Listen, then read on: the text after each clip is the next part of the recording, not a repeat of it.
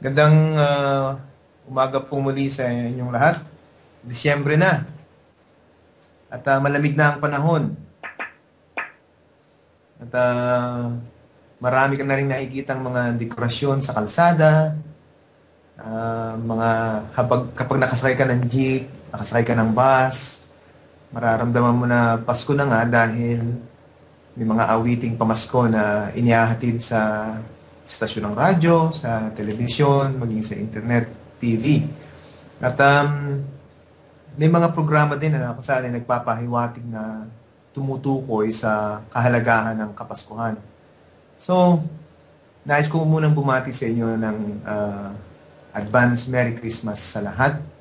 And although marami tayong dinaan ng pagsubok, ng ating bayan, dumaan sa maraming pagsubok. At actually, hindi pa tapos yung iba. Patuloy natin ipanalangin yung mga kababayan natin na nasa lugar ng Leyte, ng Eastern Samar, parts of Cebu, Iloilo, at iba pang mga isla na kung saan tinamaan ng matindi ng bagyo. Kung meron nga lang tayong lubos na kakayahan, bakit hindi natin gawin magbahagi sa iba? Gaya nga nung challenge ko sa iba, kung hinihipo ka ng Panginoon na itabi ang bahagi ng iyong handog para sa Kapaskuhan, para ibigay sa mga mas nangangailangan, I think it's really a noble cause para sa kapurihan ng ating Panginoon. Bago tayo tumuloy sa ating mensahe, tayo manalangin muna. At mag-aaral tayo ng prayer din para sa ating mga kababayan at sa ating bansa at sa ating presidente. O aming Diyos na buhay, minsan pa, salamat sa buhay at kalakasan na kaloob mo sa amin. Salamat din po sa pag-ibig mo sa amin. Salamat po dahil na kaya kami lumalapit sa iyo, kaya kami naglilingkod. Hindi dahil sa kami ay banal na. Ang aming kabanalan, ang aming katuwiran ay dahil sa ginawa mo at ipinahayag mo ito sa pamagitan ng iyong anak na si Yesu Cristo na namatay doon sa krus ng Kalbaryo. At sinelyohan mo ito, Panginoon, sa pamamagitan ng kung saan ay pananahanan ng Santong Espiritu sa aming mga buhay na kung saan, kung kami manampalataya sa iyo sa pamamagitan ng iyong anak na si Jesus na siyang tanging daan ng kaligtasan, kami ay may buhay na walang hanggan at siniguro mo na ang aming tagumpay, Panginoon, is pamamagitan ng paggabay at pangunguna ng Santong Espiritu sa amin. Lord, minsan pa, mangusap ka sa amin sa umagang ito, pamamagitan ng iyong mensahe. At dalangin ko rin po, Panginoon, patawarin mo kaming patuloy sa mga pagkukulang at kasalanan. Hiling namin, O Diyos, na abutin niyo po, Panginoon, ang mga may kakayahan, Panginoon, upang tumulong doon sa mga kababayan namin na salanta ng matindi ng bagyo. Meron pa nga din po, Panginoon, pabalita na sinasabi ng isang NGO, Panginoon, non-government organization from overseas, na there could be a magnitude of 8, Panginoon, ng lindol na dating by 2014. Panginoon, ikaw lumikha ng langit at lupa. Alam namin na walang imposible sa iyo. Hiling ko lang, Panginoon, na kayo po magbigay ng proteksyon sa aming bayan. Sa mga kababayan ko, Panginoon, at sa mga kapatiran, ako po'y lubos na lumalapit at humihingi ng iyong paggabay. Pangunahan niyo po, Panginoon, sa aming bayan at bigyan mo po ng karunungan at tatag, Panginoon, at kapakumbabaan sa iyong harapan, Panginoon, ng aming presidente. Kayo po mag-bless sa kanya, kayo po mag-bless sa aming bansa. Nawa, Panginoon, ay umiral patuloy ang katarungan, ang katuwiran, Panginoon. At ang iyong mga lingkod, ang mga tunay mong na sumusunod sa iyo, Panginoon, ay magpakita, Panginoon, ng tatag, Panginoon, at katuwiran ng pamumuhay ayon sa itinuturo mo sa amin. Minsan pa, speak to us, O God, in a very special way. In Jesus' name, Amen. Amen. Ang ating pong mensahe, pagpapatuloy po natin ay tumutukoy po sa kapakumbabaan o pagpapakumbaba. Ito po ay tinutukoy ko na humility in action. Excuse me. Lesson 3. Dahil sinusundan po natin ang buhay ni Haring David. So, tinutukoy ko po ito by leksyon or by lesson. Subalit, hindi po ibig sabihin nito na si David ay hindi dumaan. Marami po tayong dadaanan dito. Iisa-isahin po natin yon. Paano niya na ipahayag ang kapakumbabaan sa kanyang buhay that we could also apply in our personal lives. But then again, dito sa may 1 Samuel chapter 17, ay may panibagong kapahayagan dito. paano ipinakita ni David in day-to-day life, aplikasyon ng virtue ng kapakumbabaan. Buksan ko po ang ating Biblia. Samahan po ninyo ako kung may Biblia kayo.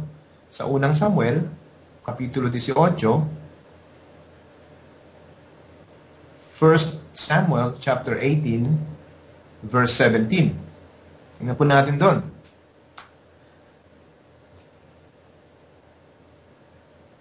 First Samuel chapter 18,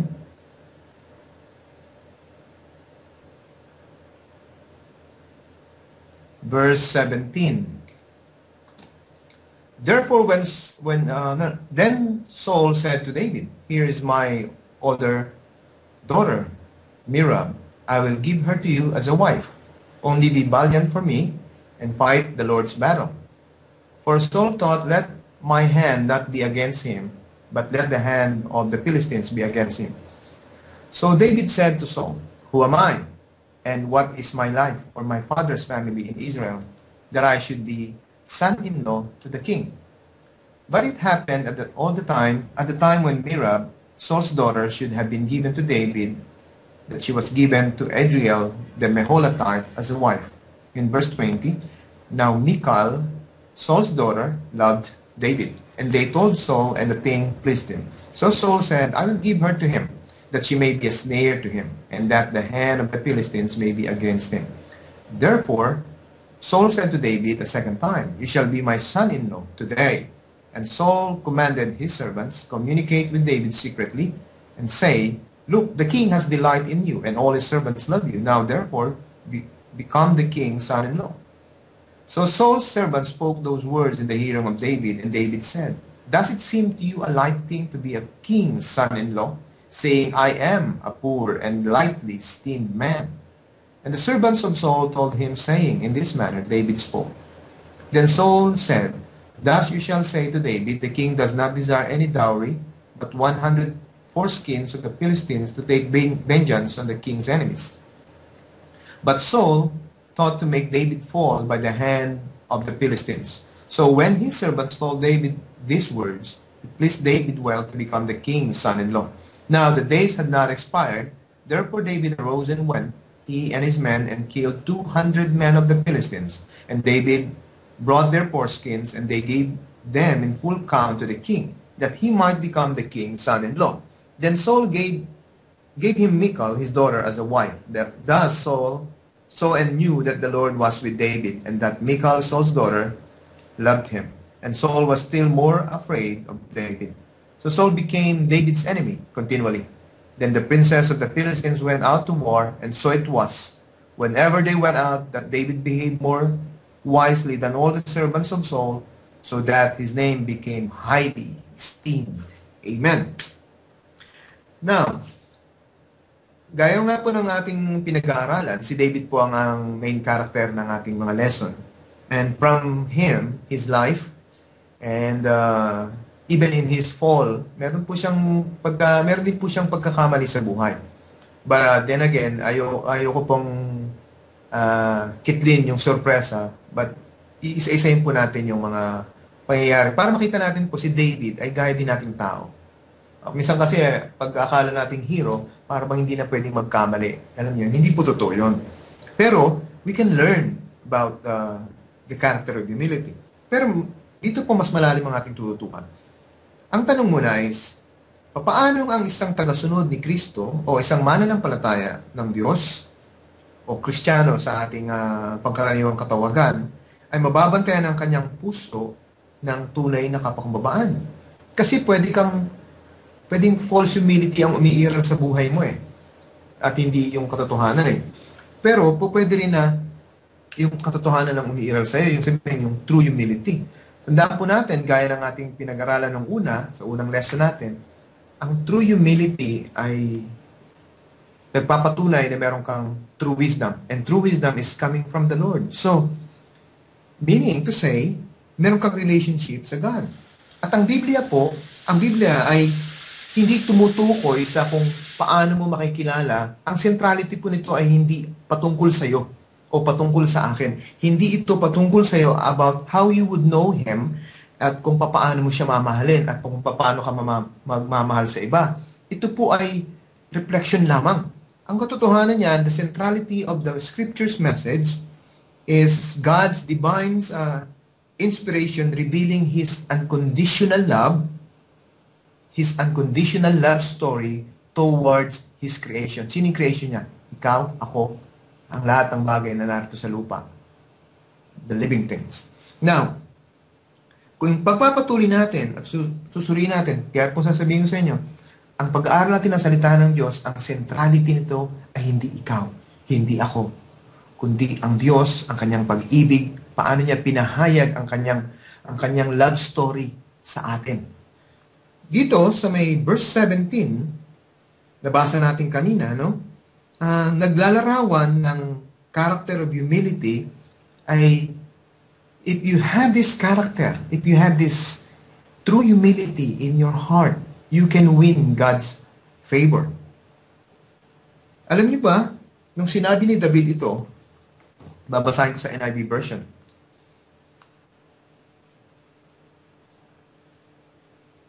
Dali po basahin po natin sa NIV version.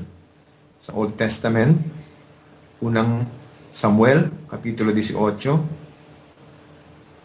Verse 17, sabi rito, Saul said to David, Here is my older daughter, Miriam. I will give her to you in marriage. Only serve me bravely and fight the battles of the Lord.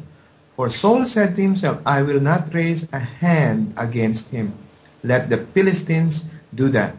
But David said to Saul, Who am I? And what is my family or my father's clan in Israel, that I should become the king's son-in-law? First and foremost, tandaan po natin, si David, na anak ni Jesse, ay isa po siyang Israelita, isa siyang Hudyo. And sa kanila po, inaaral na nila ang Bible, o sa panahon nila hindi pa tinatawag na Biblia, kundi inaaral na nila ang Torah.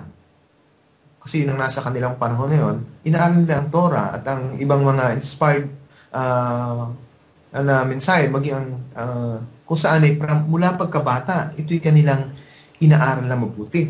So, ibig sabihin, si David, alam niya ang kanyang relationship sa God. So, pag tinignan natin dito, na pinapakita, the character of humility meron si David, sabi niya, sino ako? Sino ako para gawing son-in-law ng hari? Sinabi ito ni David pagkatapos na siya ay ma-anoint ni Samuel. Alam ni David when he was young na siya ay nilangisan ni Samuel para maging susunod na hari. Kung ikaw kaya si David na nilangisan, anong pakiramdam meron ka? Ako ang papalit na hari sa'yo. Papalitan kita. Maraming tao, o posibleng ako o ikaw, ay maging ganyan ang attitude. Don't say no, because you'll never know.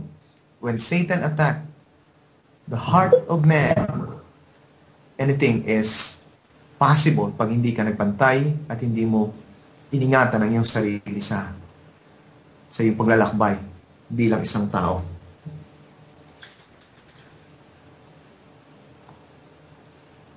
Dito makikita natin na si David ay nagpahayag nito pagkatapos din niyang talunin si Goliath. Una, pagkatapos siyang i-anoint. Pangalawa, pagkatapos siyang tumalo kay Goliath na isang higante, at hindi basta higante, isang warrior at isang champion. Ibig sabihin, napakagaling niya. At sinabi ito ni David, pagkatapos na siya i-acknowledge ng mga tao, nung sila ay galing sa isang laban, sabi ng mga babae mula sa crowd, sumasayaw sila, sabi nila, si David na tumalo ng 10,000 habang si Saul ay 1,000. Isipin niyo yung mga tao, sumasayaw ng gano'n sa sobrang tuwa, hindi nila naisip na ang hari nila ay naroroon. Because the people knew na si David ang kanilang champion, na alam ng buong ng Israelita na si David ang naging dahilan kung paano sila nagtagumpay laban sa mga Pilisteo nang si Goliath ay tumayo para sa mga Pilisteo. At Sa bawat battle nila ay nananalo si David kasama si Saul. At doon ay nagkaroon ng matinding galit si Saul. Nainggit siya kay David. Pero hindi pa niya alam na si David ang anointed one, ang susunod na hari. So, pagka nakita natin ito, sa kabila ng lahat ng success na natanggap ni David, hindi nakakalimutan ni David kung paano siya nagsimula. He is just a shepherd boy. Kung paano siya ay galing sa mahirap na family. Hindi niya nakakalimutan. I came from a poor family. He started from small beginning, from a very humble beginning. Ang mabigat dito, kasi alam niyo ang problema, si Saul, nung nagsisimula siya, humble din siya. But then again, nung siya maging king, nag-iba na siya. Bantayan mo ang iyong puso, kaibigan. Kasi maaaring nagsisimula ka, napakasimple mo, pero once na nag-gain ka na experience, at gumaling ka na, at marami ka nang na-attain sa buhay, pride could conquer and capture your soul. What I mean is, pwede kang hawakan ito. Kasi nga, marami akong pwedeng i-ano sa inyo na mga halimbawa, but gusto kong itiin sa atin dito na kapag ang ego, kasi ganito yung nangyari, kapag ang ego na ang na-feed, na parang ang dating paano ba yan? Haring Saul. Ako naman talaga ang tumalo kay Goliath. Bata pa ako nun. Alam mo yun? At saka sa tuwing lalaban tayo, dahil ako yung anointed ng gods, kaya nananalo tayo. Alam mo yun? So, kumbaga sa but si David, hindi siya nagkaroon ng ganong klaseng arrogance. I once had an apprentice and tinuruan ko siya. At hindi magaling ang kanyang kamay, pero meron siyang abilidad. And then, tinuro ko sa kanya ang lahat ng nalalaman ko. I am not the expert. I am not like King David or Saul, but the point is, I shared all the knowledge that I had. But then, nung siya nag-i-start na, nagtatagumpay na siya, until one day, kasi ako'y designer noon sa handicraft, siya ay apprentice lang, and totoo lang, ay bagsak siya sa exam, pero sabi ko bigyan natin ng chance. And then, nung mabigyan siya ng chance, hanggang bandang uli, naging contractor na. At in the same company, matala ako I still the same designer ng company. Hindi bandang uli, tinatapakan niya na ako. Noong time na yon, doon mo makikita na ang tagumpay ng isang tao, bandang uli nakikita niya ay ang kanyang sarili. It's because of me. It's because of me that I won the battle for Israel. I defeated Goliath because of me. I am the anointed one of God in the time na kung saan may crisis sa Israel. I am the one that being declared and acknowledged by the people who won the 10,000s in every battle, not King Saul. He is the king, yes, but I am David. I am the champion, and I am the reason. But David doesn't have that kind of character. He doesn't have this kind of personality. Kasi hindi niya nakakalimutan kung paano siya nagsimula.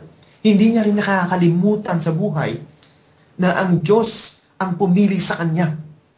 Hindi rin niya nakakalimutan na siya isang shepherd boy. Ang lahat ng ito hindi niya nakakalimutan, not because of David himself, not because ito ay nasa kanya lamang, kundi nakikita niya kasi na sa kabila na siya ay galing sa mahirap na pamilya, sa kabila ng siya ay shepherd boy, sa kabila ng siya ay hindi warrior, bago niya na-meet si Goliath, sa kabila ng siya ay mahirap, siya ang pinili ng Diyos. Meron ba siyang katangian para piliin ng Diyos? Makikita natin sa mga naunang chapter, kahit meron siyang good-looking, but marami rin good-looking and ruddy na kagaya niya. Pero wala siyang katangian ng isang warrior. Siya ay maliit. Nung time na yun, siya ay isang youth, pero siya yung pinili ng Diyos. Ano yung pamantayan? Ang nakikita kasi na David, ang pamantayan ng Diyos ay hindi base sa nakikita at pamantayan ng tao, kundi ayon sa pamantayan niya. Ano yung pamantayan ng God? Ang pamantayan ng Diyos ay hindi kagaya sa atin. Ang pagpili ng Diyos hindi kagaya sa atin. God's unconditional love and immutable, unchanging nature of grace and mercy and providence, ito yung nakikita ni David. It's all because of God. Nung sinabi niyang, in the name of the Almighty God, I will defeat you, Goliath. Hindi verbatim ganun, pero yung word na verbatim yung sinabi niya, in the name of the Almighty God. Kasi, nung sinabi niya yun, hindi dahil sa believe siya sa sarili niya. Meron siyang believe, but yung kanyang confidence ay nag-uugat sa Diyos. Kaya matapang ang kanyang loob na harapin si Goliath. Natalo niya si Goliath dahil kasama niya ang Diyos. The point here is, David has a very close relationship with God. Do you? Meron ka bang close relationship with God? Kapag meron kang close relationship with God, anything is possible. Not because nakikita mo ang isang sitwasyon o ang isang bagay in your own sight, but nakikita mo ang sitwasyon, anumang kinakaharap mo na pagsubok sa buhay, hindi mo nakikita yun na dahil sa ikaw ang magaling. Kundi nakikita mo yun, alam niyo yung love story ng God sa atin, grabe. Na it's all because of Him. And God only wants us to have a relationship with Him, to rely on Him, to trust in Him fully with all our hearts, all our mind, all our strength, and all our soul. Kapag ginawa natin ito, pag isinuko natin ang ating buhay sa Diyos, tayo ay matutulad kay David. Yes, in history, maraming bahagi dun sa unang Samuel at sa buhay ni David. But I don't want to be more historical doon, pero gusto kong tutukan ay as a person like David, as a human being like David. Yes, merong role sa David in history. But the whole point here is why David has this character of humility and keeping it low. It's simply because he believes in God. He believes in the God of creation, the God of heaven and earth. Ito yung Diyos na sinasampalatayanan niya. Now, yung pangalawa dito makikita natin, the character of humility reveals in verse 18 to 23. Buksan po ninyo ang inyong Biblia sa unang Samuel, chapter 18, verse 18 to 23. Babasahin ko po sa inyo. So David said to Saul, "Who am I and what is my life or my father's family in Israel, that I should be son-in-law to the king? But it happened at the time when Merab, Saul's daughter, should have been given to David, that she was given to Adriel, the Meholatite, as a wife. Now Michal, Saul's daughter, loved David, and they told Saul, and the thing pleased him. So Saul said, I will give her to him, that she may be a snare to him, and that the hand of the Philistines may be against him. Therefore Saul said to David a second time, You shall be my son-in-law today. And Saul commanded his servants, Communicate with David secretly and say, Look, the king has delight in you, and all his servants love you. Now therefore become the king's son-in-law. So Saul's servants spoke those words in the hearing of David, and David said, Does it seem to you a light thing to be a king's son-in-law, seeing I am a poor and lightly esteemed man? Tingnan nyo yung nagsasalita. Sabi niya, I am a poor and lightly esteemed man. Ito yung si David na nagsasalita na kung saan ay marami ng tagumpay na dumating sa buhay. Isa na siyang warrior. Isa na siyang kung saan ay kasama na siya sa ranks ng army ng Israel. At hindi siya basta army. Leader na siya.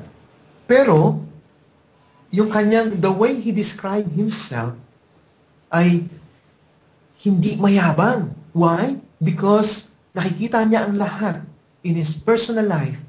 All these things happened because of God.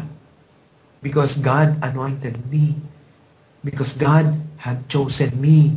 Because God who lead me to fight against Goliath in the name of Him. Because God who protect me against my enemies. Sinasabi niya yun sa Psalms niya. Ang dami niyang awit. So, dito makikita natin, pero mayroon isang bahagi dito. Unang ipinangako kay David. Unang pinangako kay David. Ang unang anak niya ni Saul, si Meram, hindi binigay kay David. Unang pinangako yun. At ibinigay sa mas less na pagkatao. Na kung saan ay yung tinutukoy ay hindi kilala katulad ni David. So, the whole point here is sa kabila ng parang dinaya si ni Saul doon eh. Pero hindi yun ang kasi kung ikaw kaya si David, yes, wala kang laban dahil syempre hari yun, di ba? Ikaw si David. Ikaw ay part lang ng ranks ng Israel. So, hindi mo pwedeng gantihan yung hari. Pero, mapapansinin niyo rito, kung ikaw si David, sigurado mabubulong-bulong ka, magrereklamo ka.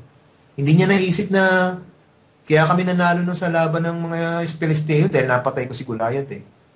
Hindi niya naisip na ako yung pinili ng Diyos kaya kami nagtagumpay. Alam mo yun? Hindi niya naisip na kaya kami nagtatagumpay ngayon sunod-sunod sa mga Filisteo is because of me. Hindi ba niya narinig na kung saan ay yung mga tao dinideclare na ako'y mas magaling kaysa sa kanya. Pero hindi ganyan ang nasa katauhan ni David. Doon sa statement niya, lumalabas na hindi ito yung kanyang personality. Why? Bakit hindi ganyan ang kanyang personality? Because, again, babalik ako sa inyo. Dahil naintindihan niya kung sino siya sa harapan ng Diyos at sino ang Diyos sa kanyang buhay. This is the story, this is the love story of God that revealed to us through the life of David. Again, pero makikita ninyo, in verse 18 to 23, si David, sa kabila ng siya niloko ni Saul, unang pinangako sa kanya si Merab, then si Michal, at pinahirapan siya, pero sa kabila nun, hindi siya short-tempered. Okay? Hindi siya slow to anger. Pangalawa, kalmado siya. Maunawain siya. Naunawaan niya yung sitwasyon. At maingat siya sa pagbibitaw ng kanyang mga salita.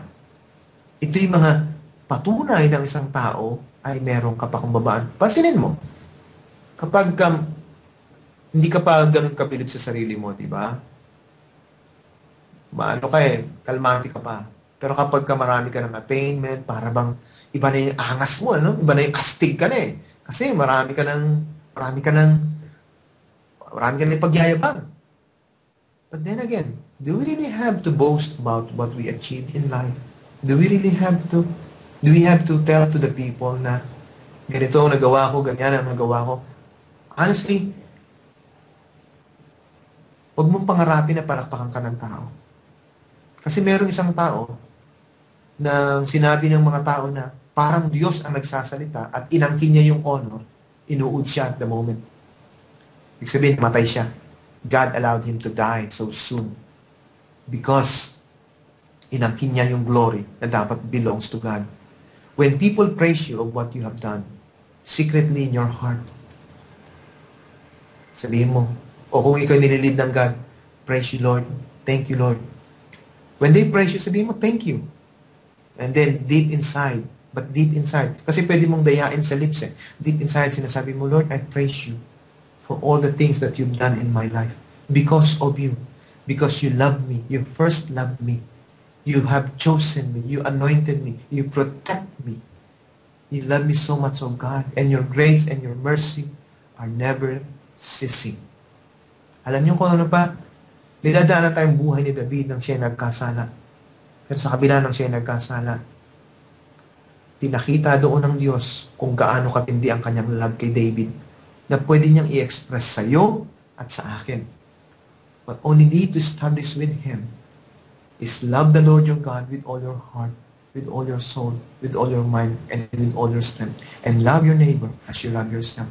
And to do this, honestly, the character of humility will bring you from success to success. But you have to maintain this close relationship with God. You have to maintain this close relationship with God. Sinasabi nga in 1 Samuel chapter 2, buksan po natin sa 1 Samuel chapter 2, Verse 7 and 8. The Lord makes poor and makes rich. He brings low and lifts up. He raised the poor from the dust and lifts the beggar from the ash heap, to set them among princes and make them inherit the throne of glory. Alam po ninyo, the centrality of the message of humility can only be to you. Mapapasa iyo at magiging natural sa iyong dumadaloy ang kapakumbabaan if you have a very close relationship with God. This will only happen if you believe in the Lord Jesus Christ as your personal Lord and Savior. Alam niyo in Philippians chapter 2, verse 1 to 11, bilang pagko-close natin dito, Philippians chapter 2, napakayaman po nito verse 1 to 11. Therefore, if there is any consolation in Christ, if any comfort of love, if any fellowship of the Spirit, if any affection and mercy, fulfill my joy by being like-minded, having the same love, being of one accord, of one mind. Let nothing be done through selfish ambition or conceit. Pag daw natin gagawin na isang bagay, bunga ng sariling hangarin o pagyayabang.